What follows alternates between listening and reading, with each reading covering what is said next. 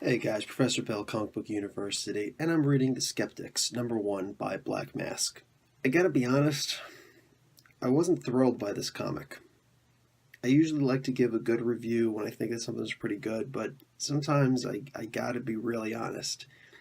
This had potential, but I think it went on a little bit too long. This is basically about 80s. I think this president that was on here was supposed to be Reagan. I'm not sure, but either way, there are these two kids, an English kid and an American kid, and their teacher at university. And they're basically sleight of hand tricksters, shucksters, whatever. And they're trying to convince this group of expert panelists that they're psychic. They have telekinesis and telepathy and all sorts of different abilities because the U.S. is trying to counter the idea that Russia has these two superpowered kids who have these kinds of abilities. And yeah, I really don't know too much about what's going on. There's a lot that they're just not giving us. If you remember my cyborg problem that I had, I reviewed Cyborg Rebirth issues 1 through 3, and I just flat out quit. That was last week. Check that playlist.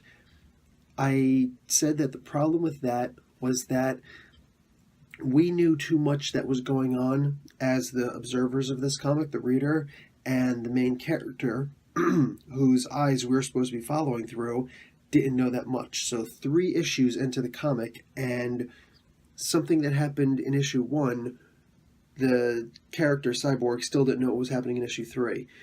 So it just makes us think that the character's stupid. Well, in this comic, the exact opposite happened. And everybody in this comic seems to know what's going on except us. Now, the main characters we're supposed to be following are the two kids, the boy and the girl. And I guess a little bit of the teacher, a little bit. But either way, every single one of them knows more of what's going on than we do. They mention she, and oh, that triggers something. And it's weird, right? It's hard for you to make sense of what I'm saying. It's because I don't really know what's going on in this comic. I'm really disappointed with this. I'm going to give this thing a C-.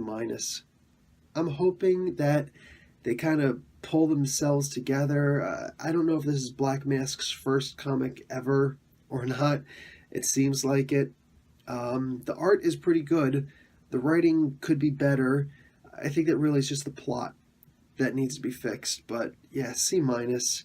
I will read the second issue in the comic book store.